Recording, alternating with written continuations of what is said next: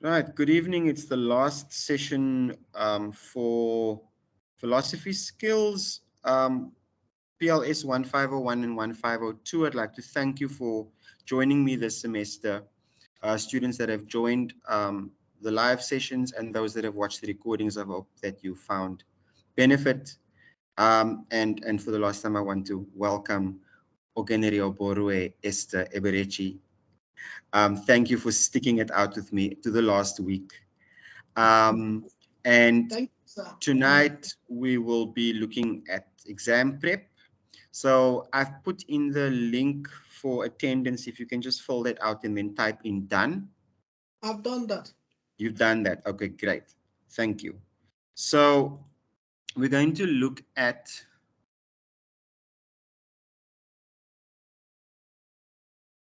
and these past papers are in the notes and recordings folder.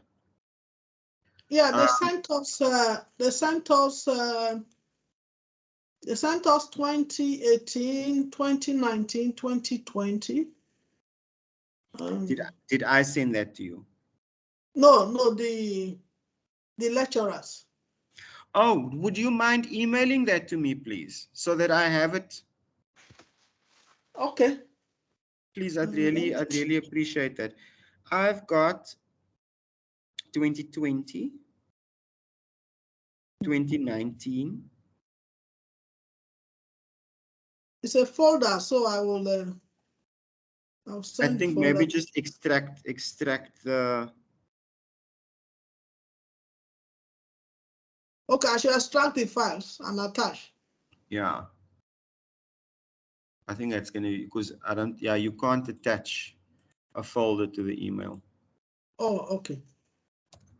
Okay, let me open my Outlook.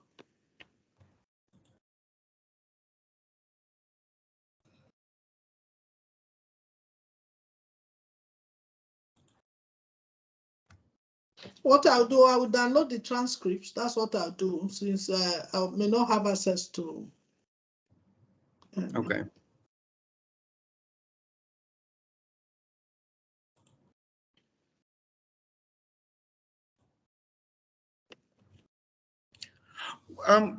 If I can ask, you are first or second year?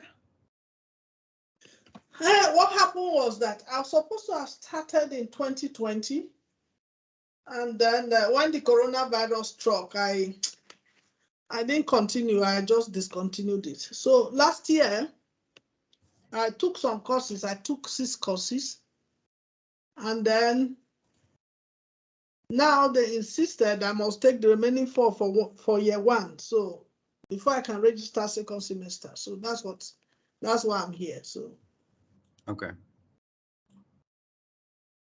I will still say it's year 1. It's still first year. Okay.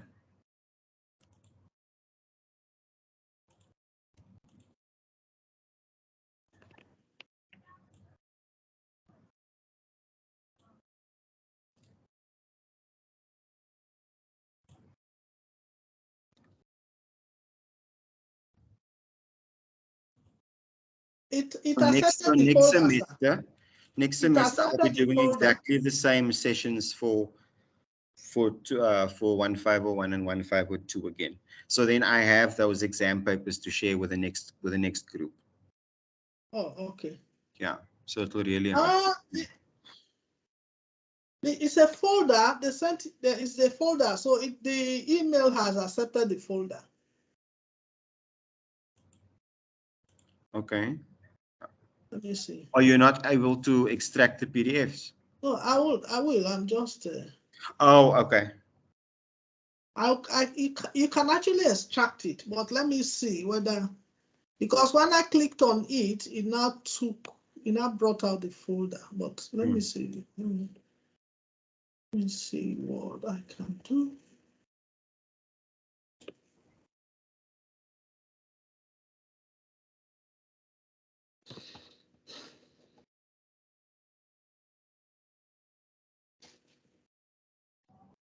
Last year was a super semester, so we didn't do first and second semester, so just one.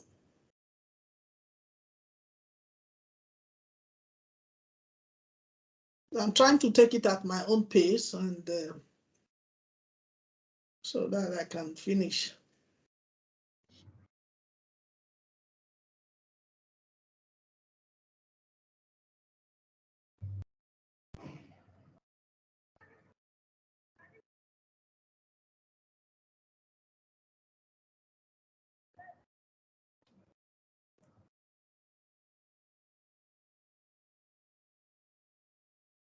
Sorry for taking your time.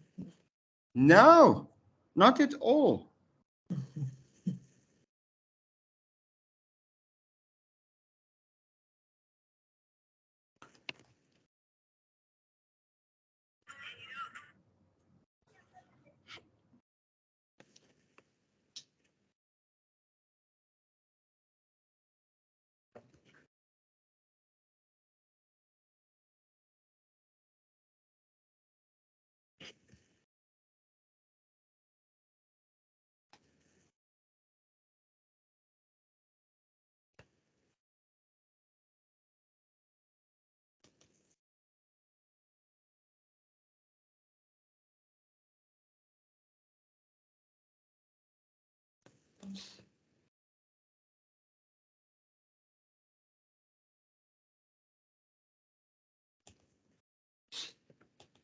Sorry, I'm starting all over again, so that's No problem.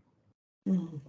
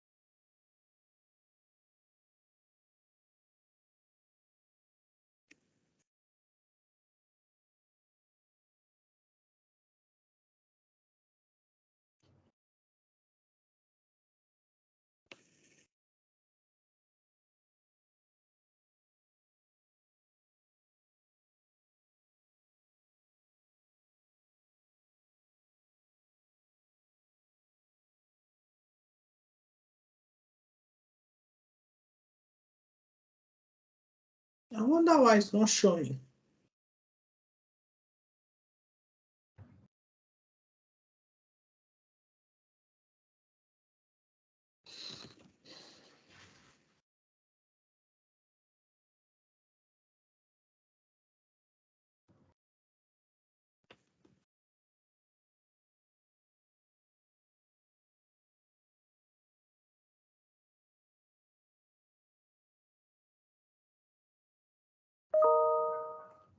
Got it. Yeah, check whether, just try whether I can open it because I tried to. Okay. Yeah. I see it's the folder. The folder was actually, oh, it's a zip folder. That's why. It's what? It's a zip folder. Yes. The compression folder. Yes. Are you able to open it? Yeah, I'm going to extract them now. Because I tried to extract it and resend, and then it's not showing on there. Here we go. There, I've got them.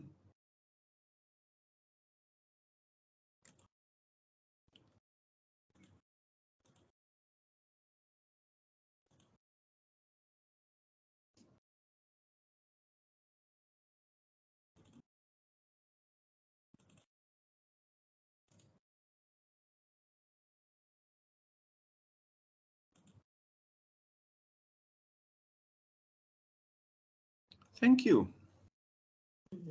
It's very kind of you. Yeah, welcome, sir. So let's open one of them. Let's see. There's quite a lot to choose from now. Let's look at, so we don't have 2021. Let's look at 2020. Okay.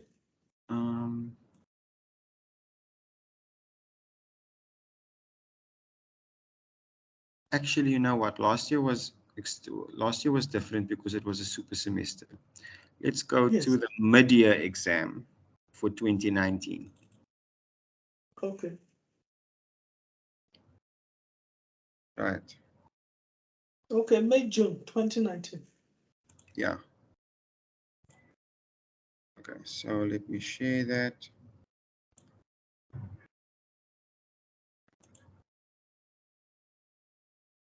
Oh, you know how I made the mistake?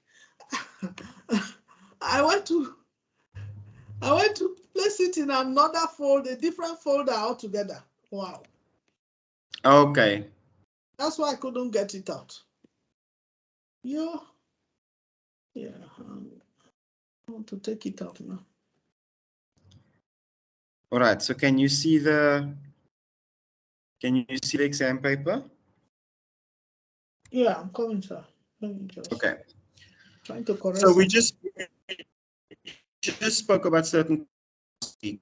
I teach so many classes, you know, you must forgive me if I don't remember exactly what we were talking about. So what I'm going to do now, and stop me if I'm repeating myself.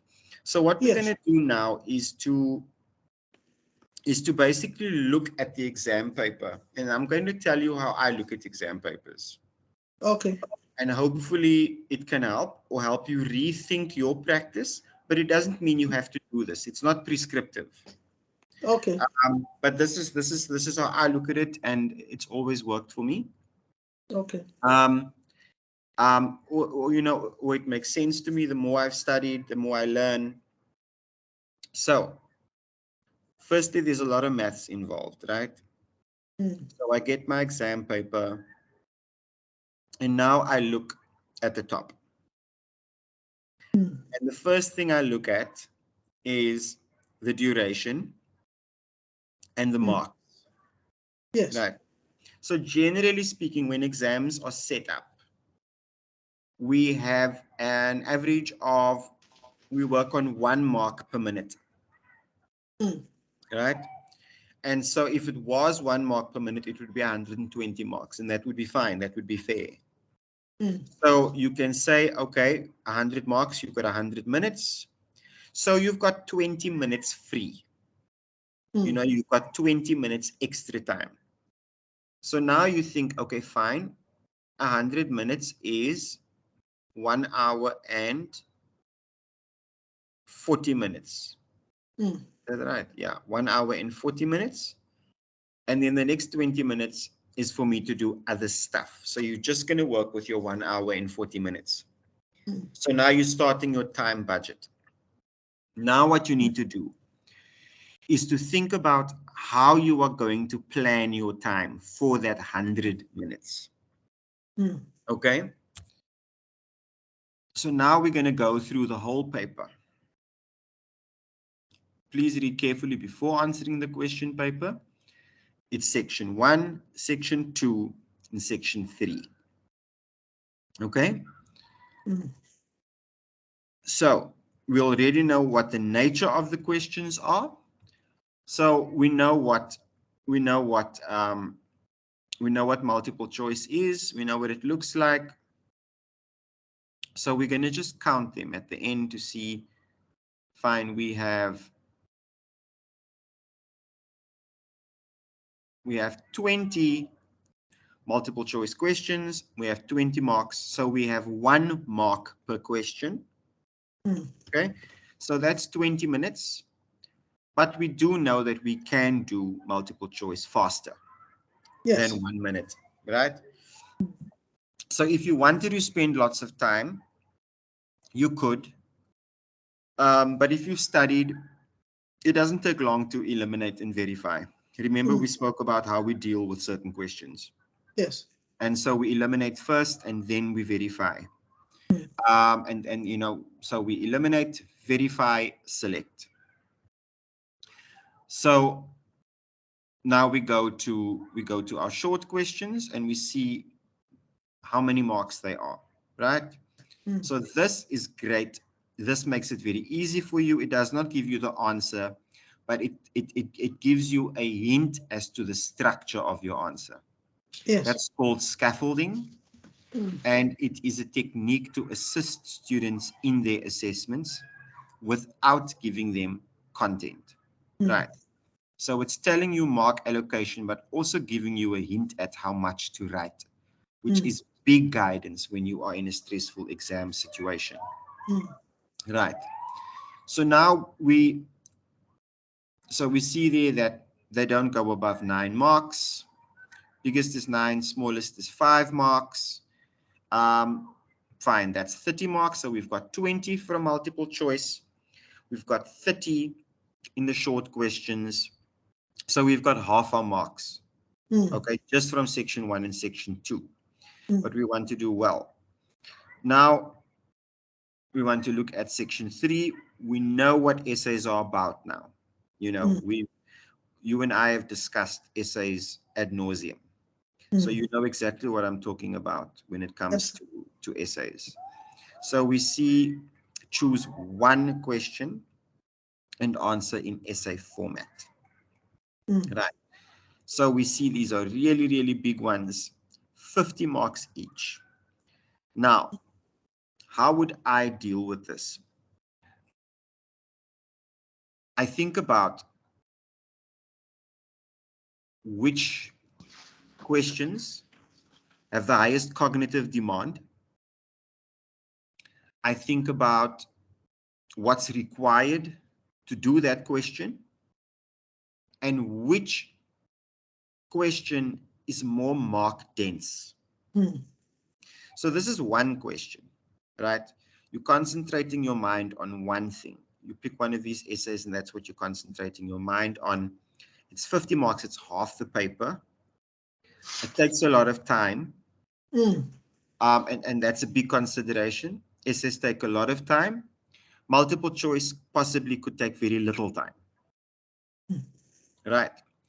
But essays. But sir, how would they structure this kind of a thing for an online exam, and they expect students to be able to meet up with the time? Because these are questions that really need that critical thinking. Yeah. What do you mean? Yeah.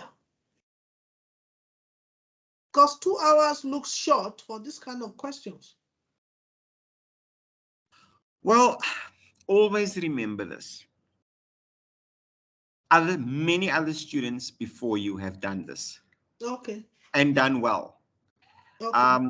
The kinds of these kinds of structures and restrictions, and they've been well tested over the years. If they really caused all the students to fail, they change them. But when we look at the structure and the mark allocation and the times of exam papers over time, we see that they've remained the same. And this makes it easy to assess a large group of students, but also it shows that it's possible to do well in the time that you've been given and with the allocation of the kind of questions that we have. So don't worry about that. Know when you start that it is possible, not only for you, but that many other students are writing with you. They'll do fine.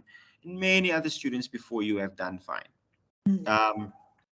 So in terms of, is it possible? Absolutely, yes. It is possible. These skill sessions, of course, make the difference between passing and doing well. You don't need these sessions of mine to pass. But if you really apply them, you can take your marks from passing to doing well, particularly in things like essays. Okay? Because now you understand a bit more about what's expected of you, the kind of thinking that's expected of you in an essay. So what I would do, I would choose to do the essay first.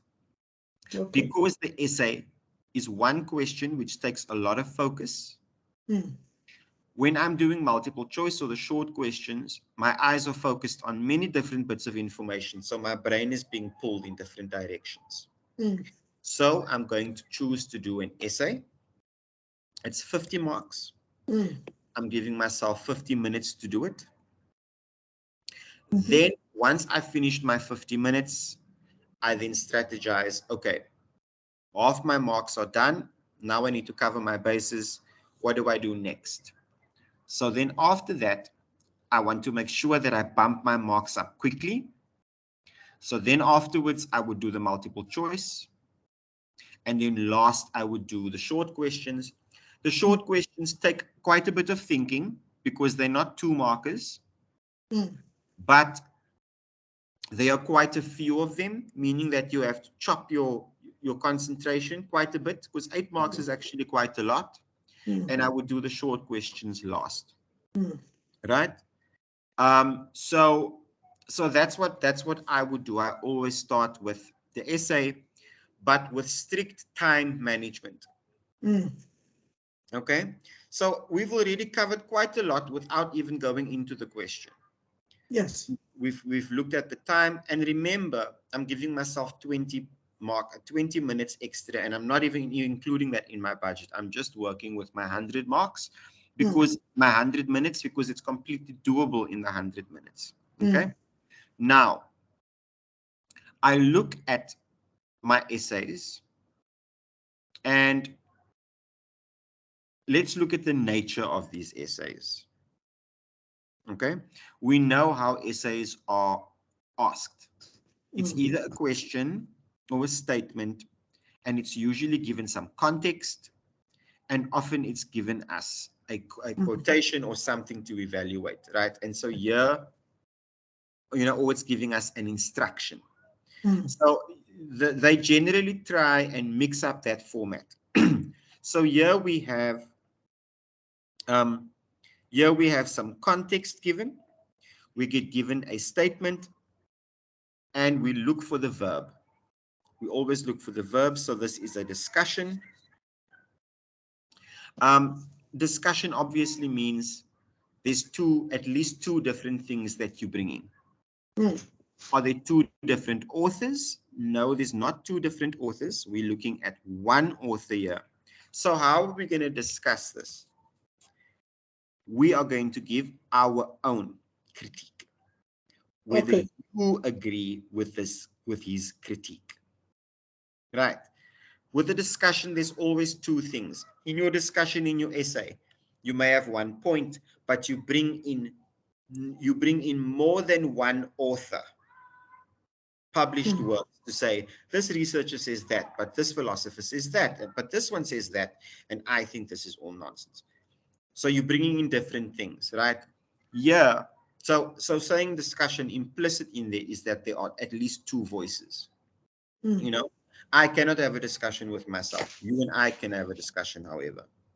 So here we have a type of question that has a verb, but it has context, right? You're evaluating something that is presented to you. Evaluation is a higher cognitive function.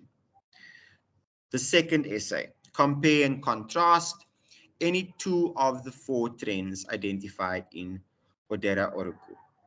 So here we have a very firm instruction, compare and contrast, right? There's very little of your own things in here. It means that in this essay, you are concentrating quite a lot on memory. This is recall. Yes. This is a lower cognitive level essay. We have different cognitive levels in terms of questions, not people, not students. But some students are better at memory. Other students are better at discourse. Yes. And critical thinking. It's not just the subject, it's not just the areas of content that give everyone a chance here. It's the type of question which appeals to different students. So if you're a student who memorizes things well, 3.2 will suit you well. But if you're a student that likes arguing or persuading or debating or critical thinking, essay 3.1 is going to appeal to you more, because you're not really someone who gets bogged down with detail, but you really want to think. You really want to exercise your muscle. Okay, so recall and comparing and contrasting is slightly lower cognitive function than the first one, where you actually have to provide your own critique. Here you are just comparing and contrasting things that you have studied. The third one, in his paper, Person and Community in African Thought, Kwame Gyekye uses the concept of a moderate communitarianism. In your paper, discuss once again this concept and what makes it so different from an extreme form of communitarianism. Right. So here, it's a combination. You have to discuss, but you also have to remember quite a lot. Okay? Yes. So, but we can see that there is quite a difference. Here you are looking at a particular paragraph that you are critiquing, that you can constantly refer back to. Here you have to discuss, meaning you have to add some of your own, but you're also comparing different things, and this is just a very formulaic compare and contrast out of memory. Okay, so you will obviously pick the mode of essay or the style of essay and the content that appeals to you.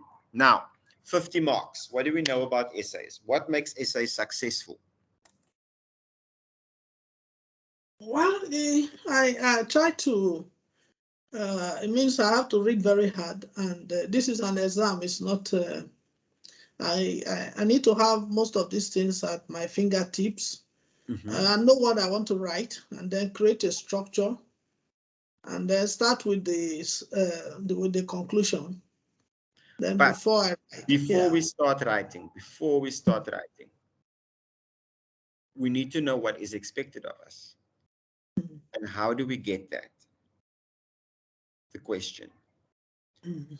What's the first thing we look for in the question? The verb. Now we know exactly, in terms of our format and our structure, what's expected of us, right? Then, once we know what's expected of us, we need to read the question, understand the question. And before we start anything, we need to know what we want to say. Right. Yes, no, sir. not right. So this is before we write the conclusion. So now we know what we want to say. That's all happening in your mind. That's going to take you a minute. Now, you've selected an essay. You've read all the questions. You understand all the questions. You've now selected an essay. What's the most important thing that I really drill? Planning. Okay? And we're going to use 10% of our time for the planning of any essay. So if it's 120 marks, you're going to use 12 minutes. If it's 50 marks like this one, you're going to use 5 minutes just for planning. So in our planning, what are we going to do? The first thing we're going to do is we're going to brainstorm. We are going to, on a piece of paper with a pencil, we're going to write down words, concept, ideas, thoughts, memories in no particular order. Once we've done that, we're going to take those concepts or words and we are going to create a list in a certain sequence. That is the skeleton of our essay that we're going to write. So we can think of our essay as putting flesh and context onto this skeleton. Of course, before I selected the essay, I already knew what I was going to say at the end. So I've got my skeleton. Now I'm going to write my conclusion. Right. So I've written my conclusion. Now I'm going to look at the body. I'm going to include quite a few definitions in my second paragraph. And then I'm going to go into the discussion in terms of what I've studied, what I know, or my critique, right? If my critique is important, my critique needs to be involved at the end of every paragraph. You're going to select the point, and at the end of every paragraph, you have to give your critique. Of course, the conclusion is completely your critique, and you're pulling all those different points together. Once you've done the body, you've done the conclusion, then you've done the body. Of course, at the end, you do your introduction. Then you move on to your other questions. You go on to multiple choice.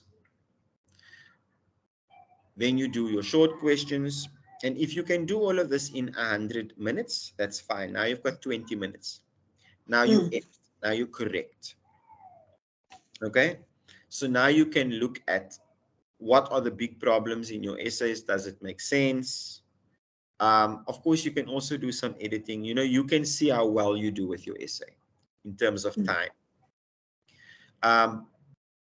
But this is why it's important to know what you want to say before you select your essay, so that you know halfway you're not going to get stuck and you need to use all that extra 20 minutes.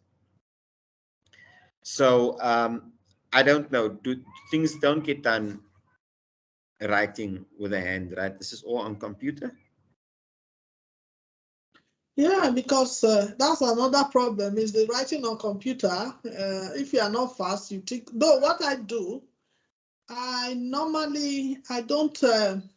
don't write on paper. I think and write and type. That's what I do. Okay. So I absolutely need pen and paper or pencil and paper, just to help me visualize what I'm doing. But once I start typing, then I'm fine. So we think about that 20 minutes as editing time.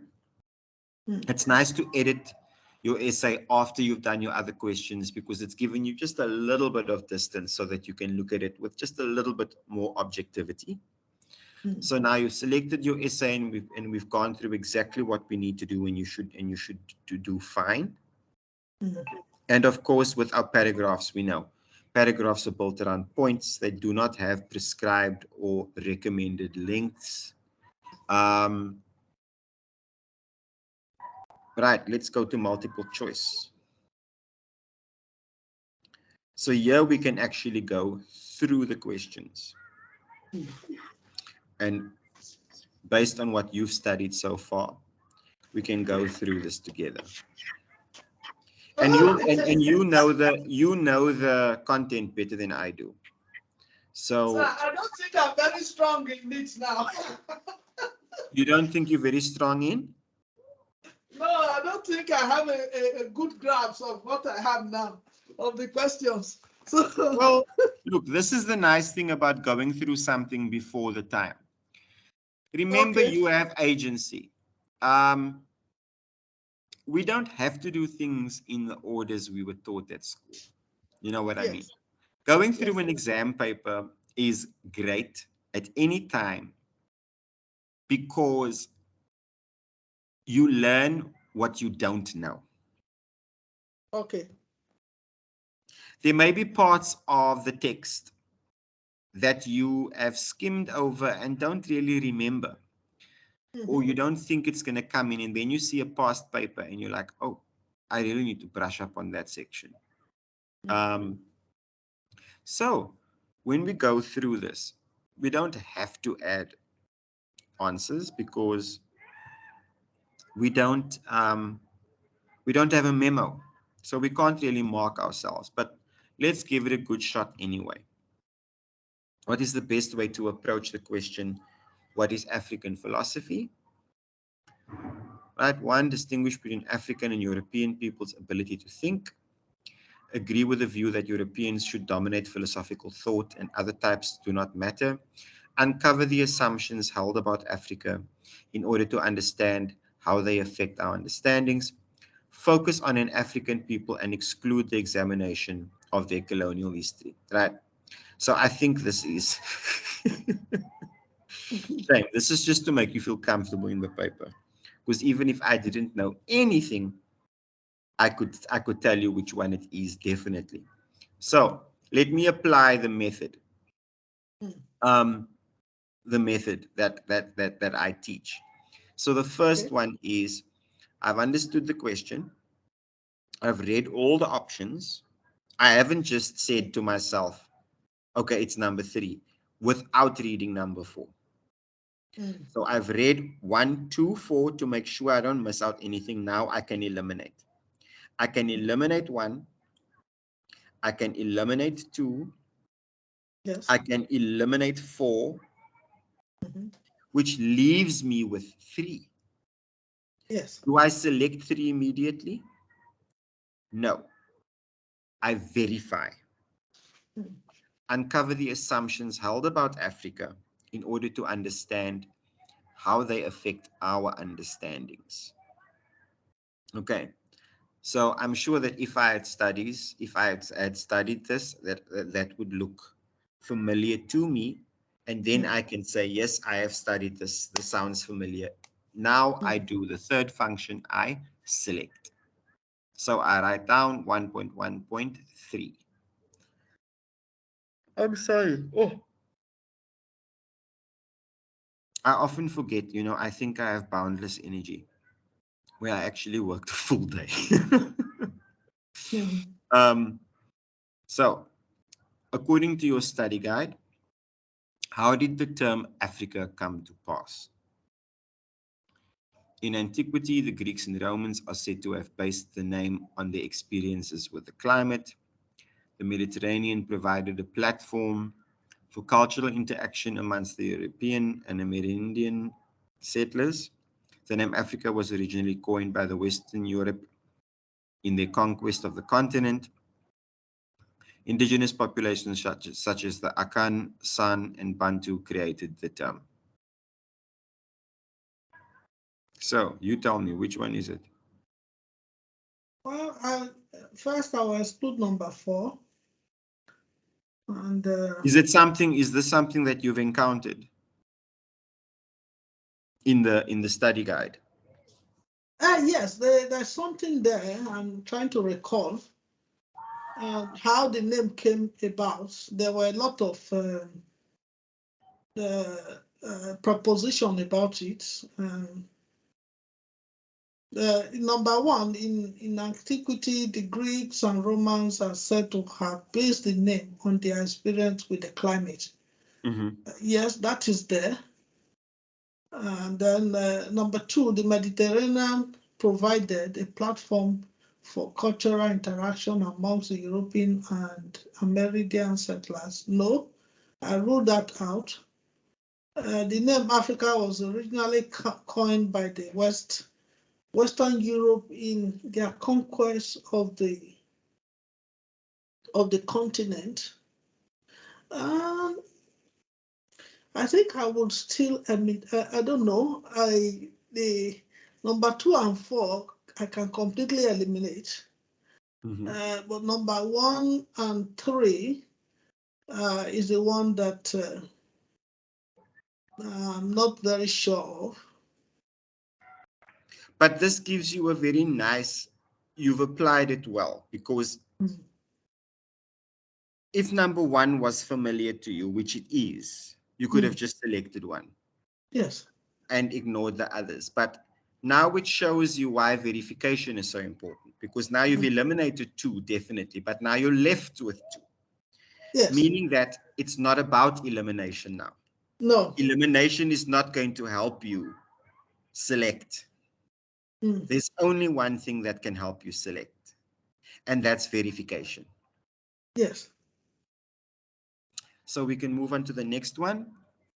Why is the statement? So what is the answer? I don't know. I don't know. Okay. I haven't studied all the work. Okay. All right. Remember, I only really work on the skills, which is why I can speak so much about exams and exam papers. Okay. Yeah. The structure that I gave you to look at the paper. I will look through the 4 questions and try and answer them and type them somewhere. So that will form my basis of review. That's what I'll do. After reading the study guide and then and some of the articles, and then I will try and answer the questions. That's what I'll do, and then repeat it again. Okay. The structure I gave you about decomposing the paper and planning on how to write the paper, is that something that you have done in the past? Are you talking about the what we did earlier on? Basically looking at the time, the marks, going through everything, looking at mark allocation, attaching it to time allocation. Have you ever done that before? Yes, I am always conscious of time. What I normally do, I go for the easiest questions. First. Yes, I deal with that first. Then, and I go to the difficult ones that I know will take my time. So, why I would suggest, one of the reasons why I suggest you do it the other way around, because ending an essay can take some time. And multiple choice can happen very quickly. Yes. So if you run out of time for your essay and you don't have your end, or your essay is not complete, you lose quite a lot of marks. It's one question it's one united question, which is high stakes. Yes. Now, if you don't finish half of your multiple choice, that's fine. You only lose 1 mark per question you miss out on. But if you mess up with your essay, it's not like you can count. I'm going to lose 1 mark here. That's not how essays work. Essays are marked not only on the facts that you bring to the table, but also how it's stitched together, how it makes sense, flow, narrative. And that takes time. So it means you can't just, if you give half an essay, you lose more than half the marks because they're not just going to be looking at quantity. And that's why I always do the essay question first. That's my reasoning. But I do also know why you're saying do the other ones quickly and get it out of the way. The thing is that you might actually encounter multiple choice questions that take more time than you think. It's true. So it cannot be too short. Exactly. Or then you've gone through them and now it bothers you and you can't concentrate on that essay 100%. But remember, the essay is a big investment because you need to stitch things together. There's many skills that you're using simultaneously when you are writing an essay. And possibly fewer skills in multiple choice. But if you miss out one multiple choice question, you only lose 1 mark. It doesn't work the same for essays. And so if you run out of time for your essay at the end, you lose more than just that 1 or 2 marks. You know what I mean? So that's the strategy. But let's look at this.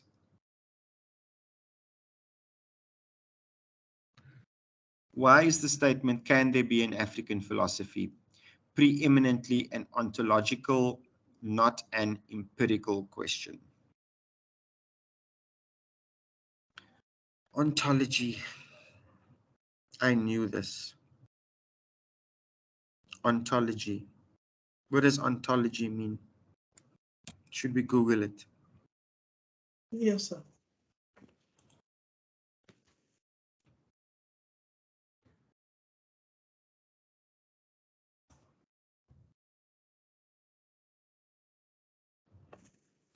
The branch of metaphysics dealing with the nature of being, concepts of existence, being, becoming, and reality.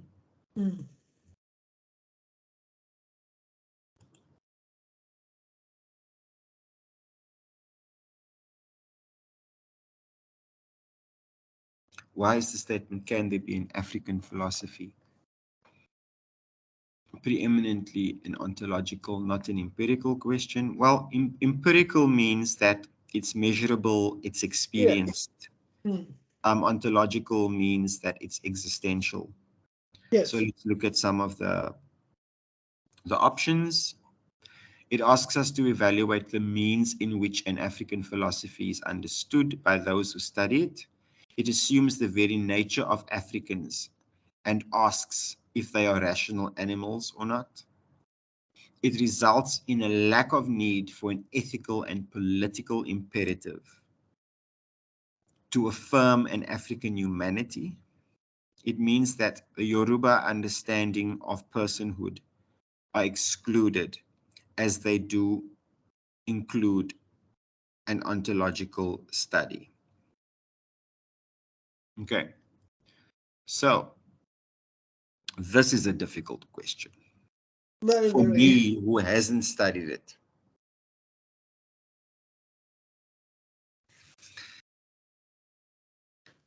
You know, when I look at this question from the periphery understanding that I have, one from the study guide and the few readings we've done.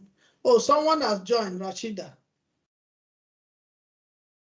Just say that last sentence again. No, I said Rashida. Somebody has just joined us. Rashida has joined us now. Oh yeah. Oh, Rashida, how are you? I'm fine, thanks, sir. Sorry I'm a bit late. I just got home now. No, that's fine. I'm glad, all's well that ends well. I'm just going to paste in the attendance register. Can you please fill it Okay. in for me? All right, will do. We're just going through an exam paper. Ogenere Borwe, thank you for telling me Rashida's here. Otherwise, I would have just steamed ahead without checking my Teams screen. So I can tell you from someone that has not studied the content what I would say. Yes. But that's just my own thinking. But for you that has studied, what do you think it is and why? You know, one they said but you know, the number one, he said it asks us to evaluate the means in which an African philosophy is understood by those who study it. And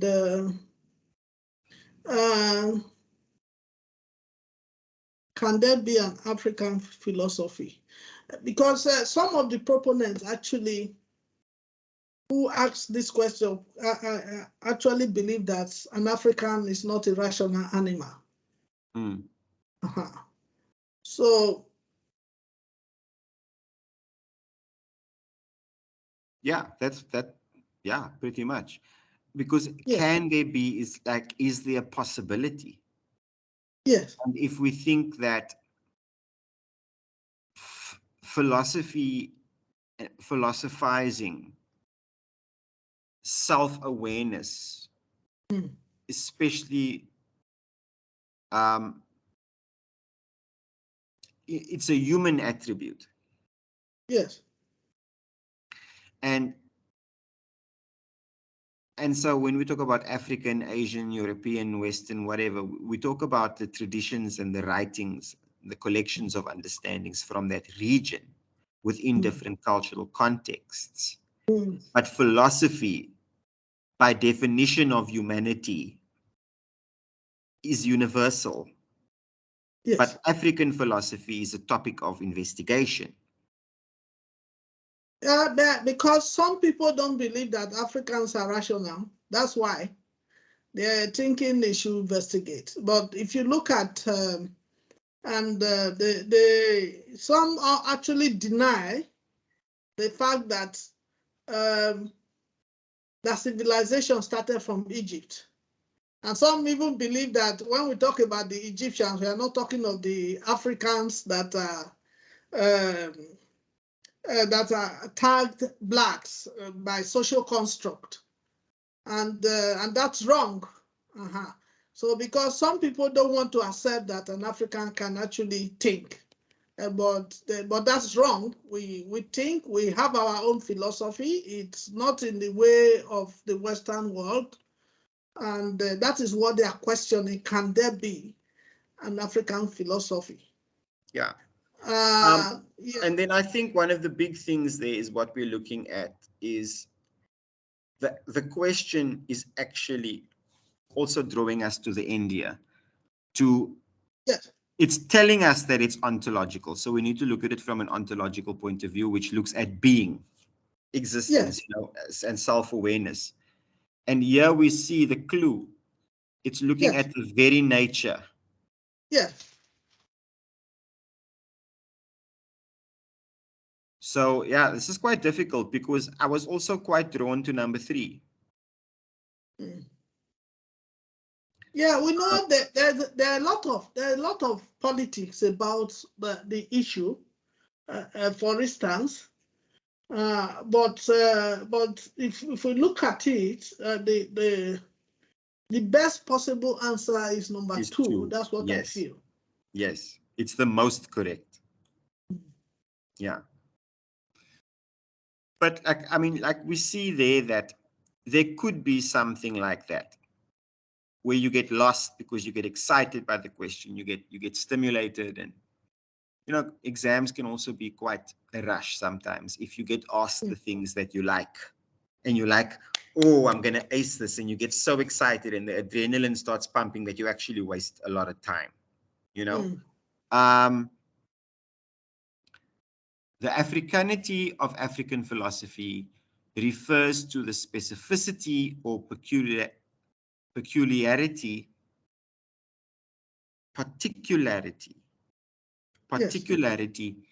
of philosophy, meaning that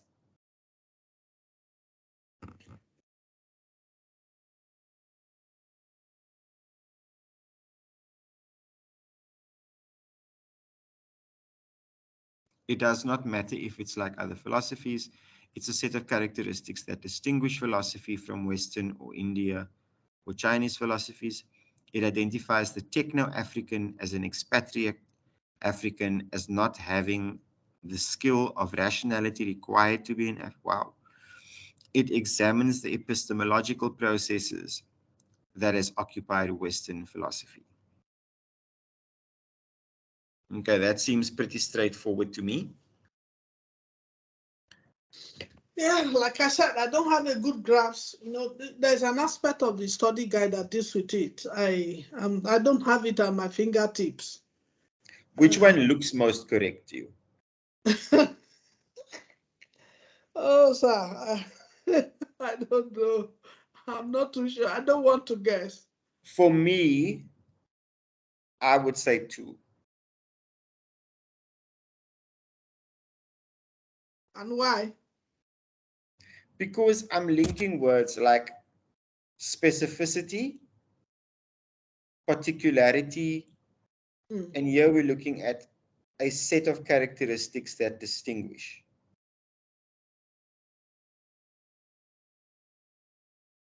They match. Yeah, they don't talk, there's nothing about the expatriate African, and why would an expatriate African not be rational? It examines the epistemological process that has occupied Western philosophy. It's not about Western philosophy. It's looking at African philosophy specifically, not in a comparative way, but in an essential way. It does not matter if it's like other philosophies, absolute, and that's just a nonsense option. So I've eliminated 1, 3, and 4. It's difficult for me to verify it because I haven't studied it. But do you see the use of going through this? It tells you where your gaps are when you study. Yes. No, it's it has actually exposed my weakness, and I don't have a good grasp. Yeah, and the thing is, another benefit is that when you study, these things that you've gone through will start sparking. I remember when I went through that past paper. So then it has meaning. Because when you go through this, you're also committing this to memory. You're not studying the exam paper to remember it. Yes. But it's challenging you. You're engaging it intellectually. Yes. So of course you will remember quite a lot of it. Even if it's just the phrasing, it will be familiar. Rashida, you still okay there? Yes, I'm fine. Okay, great. You have any contributions? Not at the moment. Okay, great. In the newspaper article in the Daily Monitor, Mazrui distinguishes between 2 types of Africans: Africans of the blood and Africans of the soil. Ethno-African and spatio-temporal African, Francophone African and Anglophone African, Africans who are literate and those who are illiterate. I have read this part of the content quite well, so I know that. Can I ask, can I beg your indulgence and ask you if we can have a break, please? Okay. Do you have this exam paper?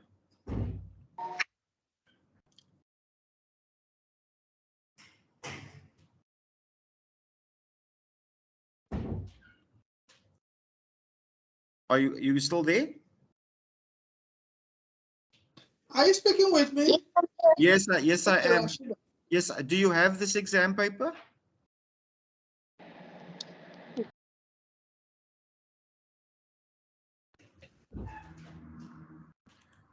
Okay, what I'm going to do is I'm going to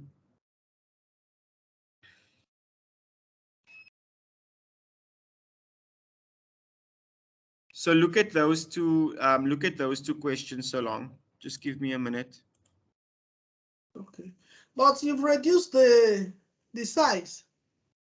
Can you not see it now? No, it's too small, sir. Okay, all right. Okay, so if you guys can just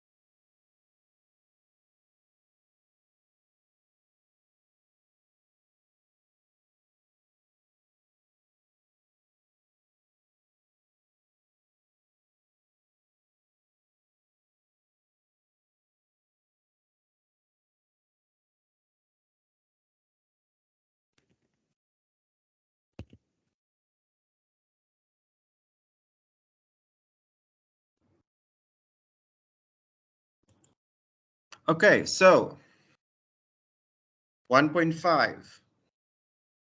Rashida, how's your studying going?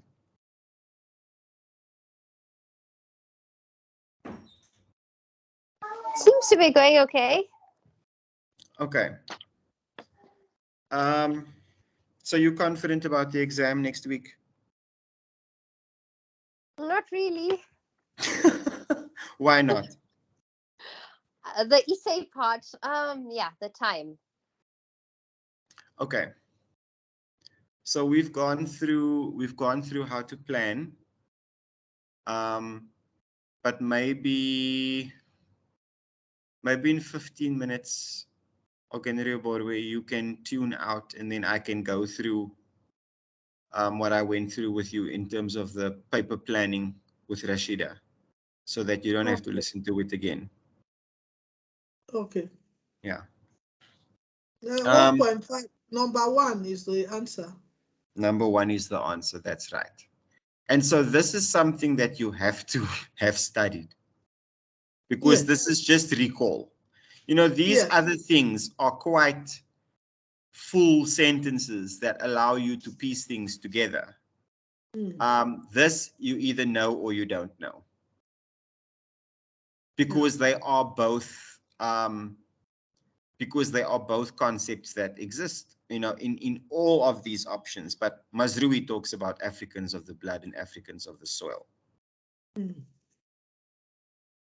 Kwazi Wiredu argues that African philosophy must be distinguished from traditional worldviews. What are his reasons for this? African philosophy becomes more accessible to the Western and European academic study. By asserting its practice as recent, it asserts how there was no philosophizing taking place in pre-colonial African history. To show the need for an African philosophy to be contextually based study, to emphasize that it is being produced by contemporary philosophers and is still in the making. Yeah, that one's also pretty plain. Rashida, which one do you think it is?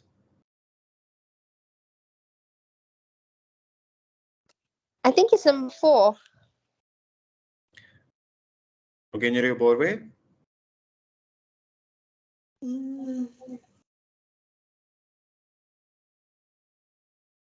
Let me see. African philosophy becomes more accessible to the Western and European study. No, by asserting its practice as recent, it asserts how there was no philosophizing taking place in pre-colonial African philosophy. That's also wrong. To show the need for the African philosophy to be textually based study, no. To emphasize that it is being produced by contemporary philosophers and is still in the making. Yes. I haven't studied this, but I really thought it would be 3. 3 says to show the need for an African philosophy to be textually based study. Textually based study. Yeah. Difficult one. I think this is also the kind of thing that you either know or you don't. Rashida, how did you approach this question? Remember, I'm sure you attended that session where I spoke about multiple choice. So how did you approach this step by step?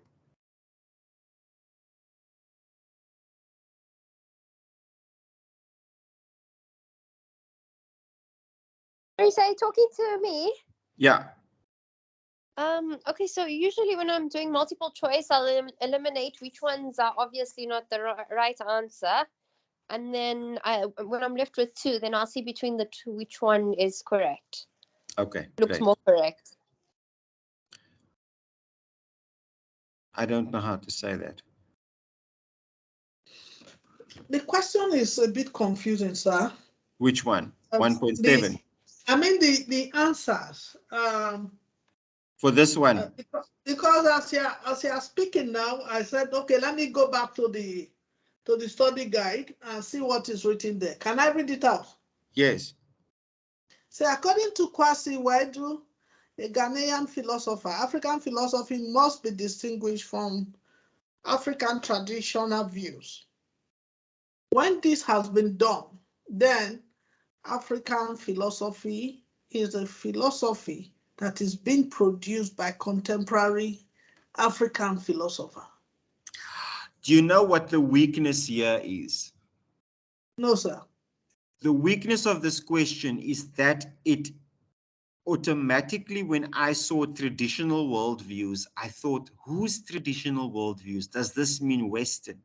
They could have changed this question completely if they added the word African before traditional. Yes. Yeah, let me finish up. So because of this, it is still in the making. This implies that as a formal and academic discipline, African philosophy is recent. To be more precise, African philosophy is post-colonial. However, this does not mean that in the pre-colonial period, there was no philosophizing taking place in the African continent. Okay. But if the question had read, Kwasi Wiredu argues that African philosophy must be distinguished from African traditional worldviews. Yes, yes. But just traditional worldviews. I thought, whose tradition? Are they referring to Western tradition? Which, because there aren't any universal traditional worldviews. So, but when we talk about African traditional, I now understand how number 4 is a logical conclusion. I don't know how to say this surname. Is it an African surname? Yes, I think it's from Saraquest. Oh, I've forgotten the way to pronounce it. It's an African surname. It's I think it's from North Africa also.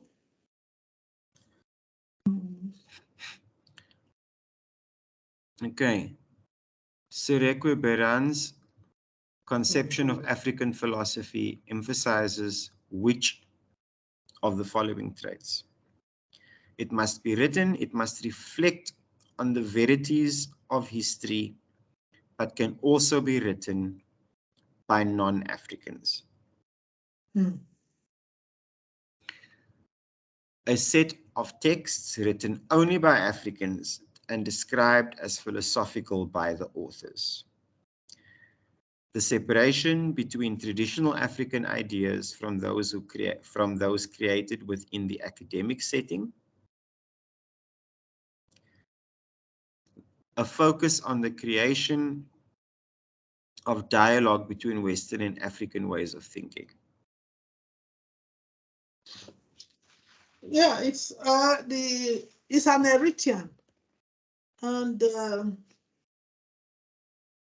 I think one thing I can remember about him is the fact that he insists that for philosophy to be philosophy, it must be in writing.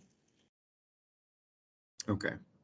And that's his own basis of denying, and because that the African philosophy was not written, then it's not philosophy. But of course, you know that rules are Socrates. Socrates did not write. The argument against it is that Socrates did not write. His philosophy was not in writing. So will you say that Socrates was not a philosopher? Who recorded Socrates' philosophy? Contemporaries? Oral history? Well, from what we were taught, they say he did not write. Yeah. He did not write his own. Other people recorded him, yes. Yeah. No, it's just interesting to think who actually recorded his, how do we have it? So it's so this one is number 1.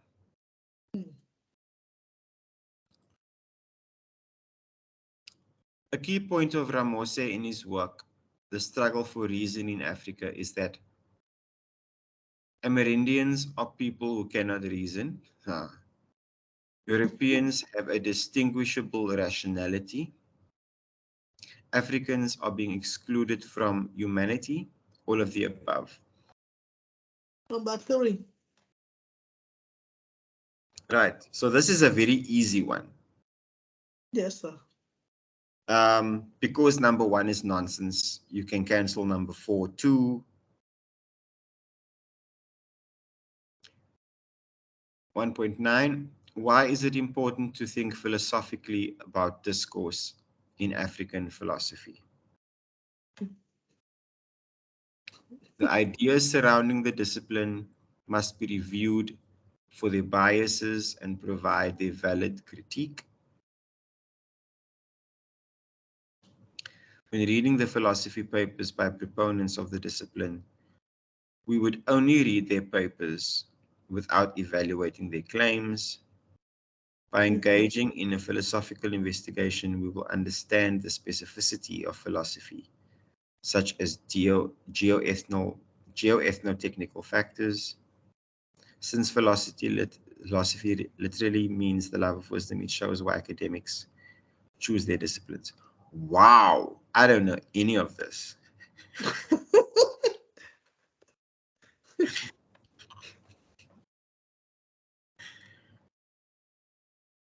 Why is it important to think philosophically about discourse in African philosophy? And I think it's trying to tell us the importance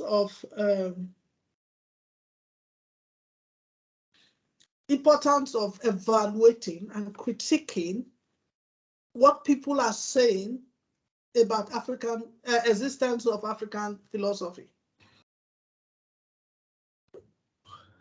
And that's why I will go for number one. And you know, you look at the ideology surrounding the discipline, and then they need to review it, because the people who actually say that Africans are not rational and they are not objective in their reasoning. And that's why the other question was talking about, oh, have they done an empirical research, for instance? Let me put it like this. Have they done an empirical research to show whether Africans are rational or not? I don't think, I've not come across such such research so far.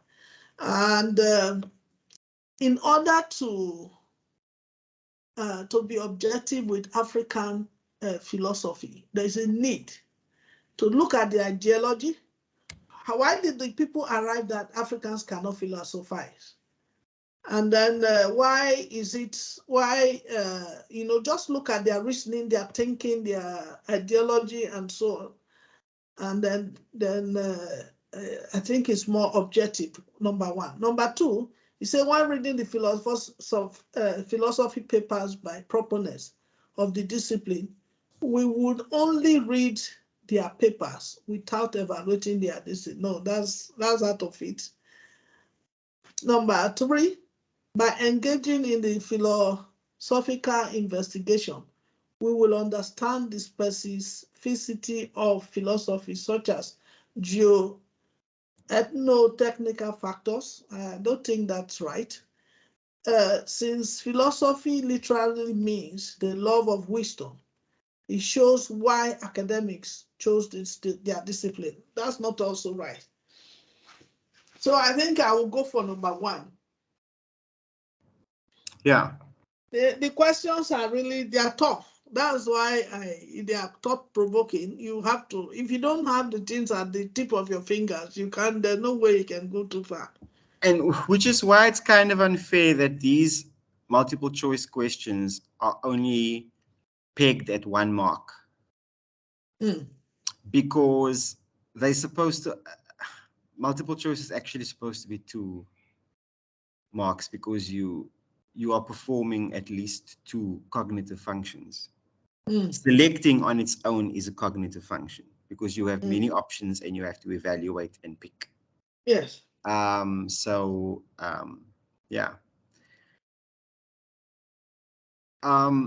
Rashida, this has actually been quite a good exercise to look at. And Ogenere Borwe, I think you can see we are at 1.9.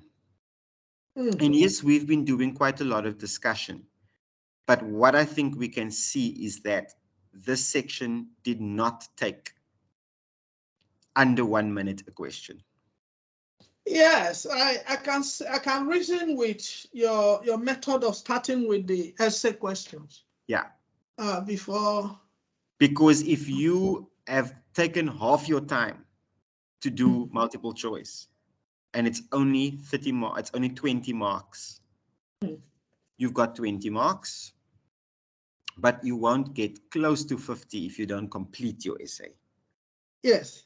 And the essay needs to be completed, meaning that it includes planning time and editing time. Does that make sense? Yes, sir. I can still reason with you, sir. Yeah. Because these are hard, these are tough questions. These are tough questions. It's really tough. Yeah, they are. Rashid, are you still there? Yes, I'm here, sir. So what we went through early on was basically looking at planning the paper when we get it. In that we start looking at here. The first thing we look at is, and this is already something that you may do, but I'm just going to go through it because you may pick up something new. Yes. You look at the time. So we've got 240 minutes here. We've got 100 marks. And generally with exam papers, we work on an average, a possible average of 1 mark per minute. So if you have, theoretically, you have 100 marks, you should be able to do this paper if you work solidly in 100 minutes. Okay? Which means that you have 20 minutes, sorry, 120 minutes, so that you have 20 minutes extra. And this is how you should do your planning for your paper. So you've got 100 minutes that you now need to spread your effort across the paper. So we're going to scan. We can see there section 1, multiple choice. Section 2, short questions. We're going to see what short question means. We know it's a range from 5 to 9 marks. So these are paragraphs. And we know paragraphs take effort. And then you have section 3. So we're going to look at the mark allocation. And when we look at it, we know that multiple choice has 20 marks, 20 questions. And lots of assumptions come with multiple choice, like they're easy, they take very quickly. And it is 1 mark, so we're hopefully working on a one minute to a question, but we've just seen that with many of these questions, it's going to take you over a minute. We look at our short questions, we can see that they are from different themes. So it's going to take us a bit of time to think through these short questions, but they are short, but they're not like 2 marks. So they are paragraphs. That's 30 marks. So section A and B together gives you half your marks for your paper. Your essay is 50 marks. Now, your essay is different because it's not like here, if you stop at 2.2, you get these marks and you don't get those marks. Your essay is one thing. So there's no such thing as a half-written essay, because the other half of your essay is not known by the examiner. You look at your essay holistically, right? Because of that, and because we know that when we went through my method of essays, that your essay includes 10% planning time and editing at the end. So you've got 50 marks here. You've got 50 minutes to do your essay, 10%. So 5 minutes goes into the planning of your essay. And then your editing is going to be done in that 20-minute spare time.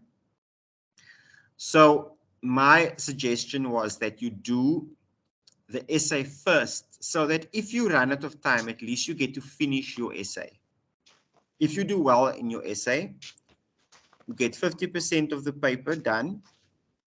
It's your most mark or point dense question. If you run out of time with your essay, you don't get to finish your essay, meaning that you lose lots of marks. If you don't get to finish your multiple choice, you only lose. It's easy to identify which marks you're going to lose. It's not so simple with an essay, where you need a cohesive and coherent piece that works as a whole. So you cannot fractionate. You cannot put an essay into fractions. It is always one written piece. Does that make sense? Yes, sir. Yeah. So that was, and then Ogenero Borwe was saying that she usually does the multiple choice because, you know, we've all done that in the past because let's get it out of the way. But actually, you get sucked into the question. And when you look again, you see that you've taken 30 minutes to do 20 minutes to do 20 marks work. Right. So it can actually involve quite a bit of thinking, and it's only 1 mark per question. So in terms of efficiency, it's best to do the essay question first. In my opinion, after we do the essay question, we run to multiple choice. We get as many of those as we can, and then lastly, we do the short questions, which takes quite a bit of thinking. But they're short enough to actually, you know, if you leave one out, you don't lose too many marks. But it doesn't take as quick as multiple choice. Does that make sense? Yes, sir. Right. So I think we've covered it. Thank you both for joining me for this semester. I wish you both the very, very, very best of luck with your exams, with your degrees, and your writing, your long, long writing career ahead of you in your professional studies. And I hope that at least something remains that you remember. Yeah, thank you, sir. Working with you both. Thank you, sir. Okay. Thanks for passing your skills. It's my absolute pleasure. Being a teacher makes me very happy and fulfilled. Yeah. Okay, both of you, Rashida and Ogenero Borwe, for the last time, thank you and good night. Thank you and good night, sir. Thank you, sir. Okay. Good night. Good night.